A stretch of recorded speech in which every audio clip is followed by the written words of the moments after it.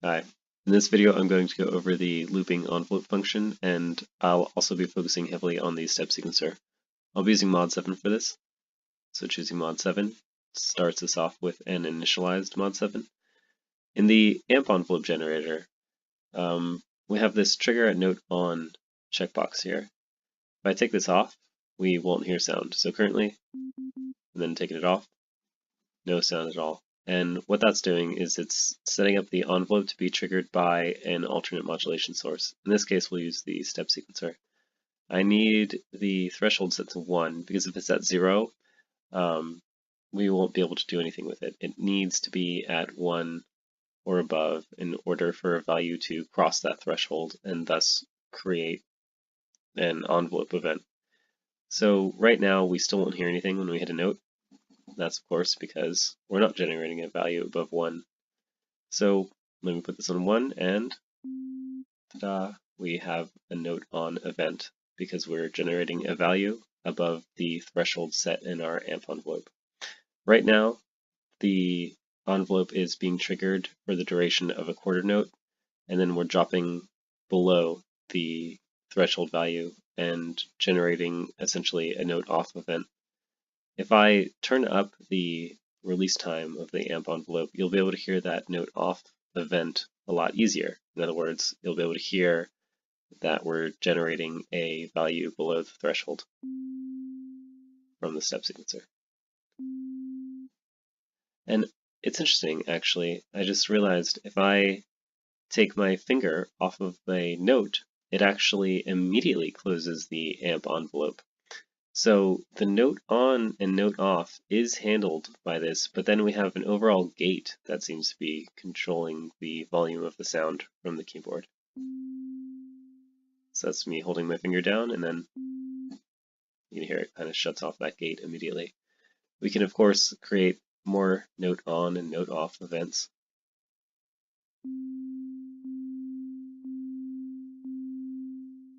So we had our 4 note on events, and then a bunch of silence, and then we have it looping.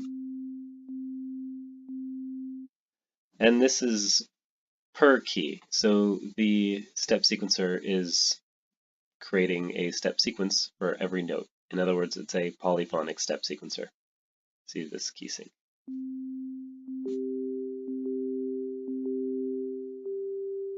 We can get kind of interesting rhythmic values with that. And just as we have quarter notes here, we could change it to eighth notes. So the time duration right now is technically essentially quarter notes, since we're having a note on event and then a note on off event for the duration of 2 eighth notes. And I want to also use this step sequencer as a modulation source for other parameters. I think an obvious one would be the pitch of the oscillators. So let's patch our step sequencer into the overall pitch and set it up to 25. You'd think it would be 24, but 25 is actually what you want. 25 allows us to have increments of 4 equal 1 semitone. Yeah, I'm not exactly sure of the math behind this, but I think it's something like, I don't know, maybe like 25 times 4 is 100, so if we had this at 100, it would be like an octave above. But that actually doesn't really make sense because the intensity is clearly in semitones. So I'm not really sure why 25 is the value you need, but it is. So if we were to go have a value of 48, that would be an octave higher, because if every value of 4 is a semitone, then, if we want to climb chromatically, that would be 4, 8, 12, 16. So 12, an octave span on the keyboard, is 12 times 4 is 48. Let's hear what that sounds like. Yep. And let's continue on with this pattern. Just create some more octaves and also some more notes. and let's do it like that.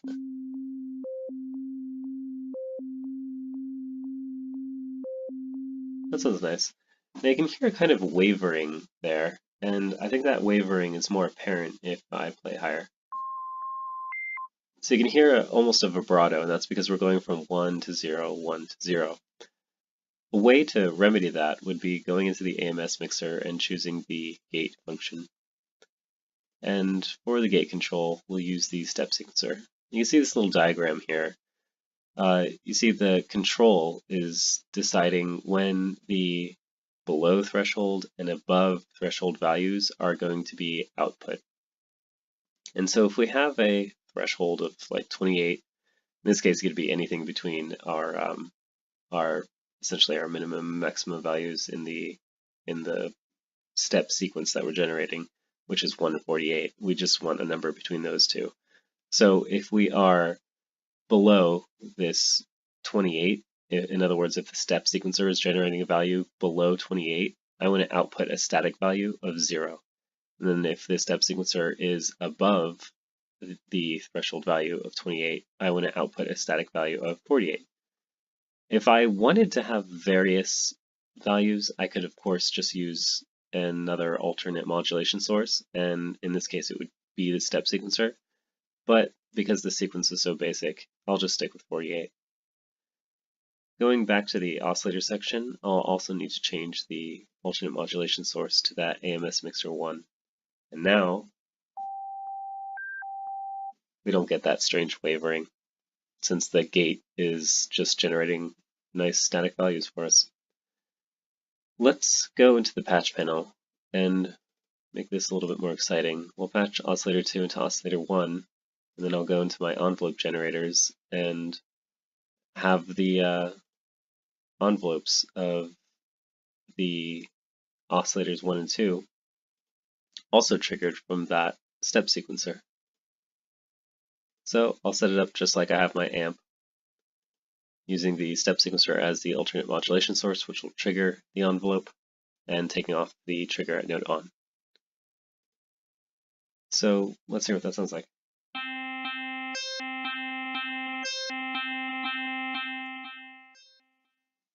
Nice.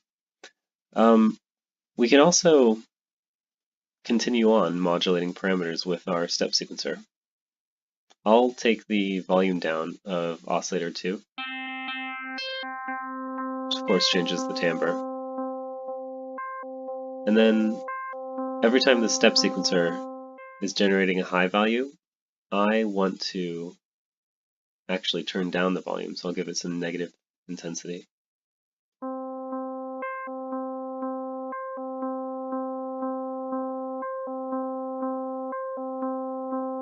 Let's turn it down a little bit.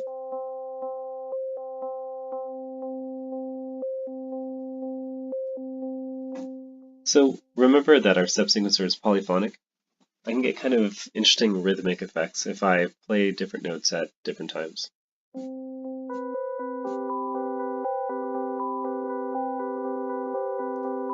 And if you remember from the video on the sine wave oscillator mode, we can essentially turn this oscillator into a sawtooth by giving it some feedback.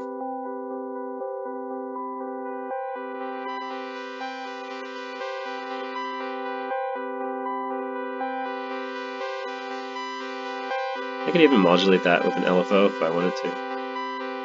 And this parameter is, I mean, almost exactly like filtering, except it would be per oscillator that's being generated, instead of having a general filter that's oscillating everything. That's filtering everything. Let's do a filter sweep.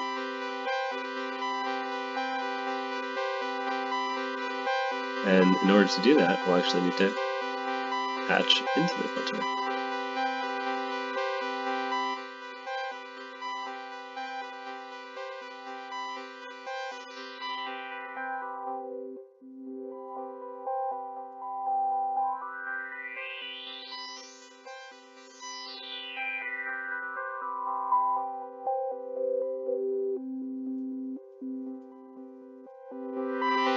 I always like how clean anything in the chrono sounds. It's really nice.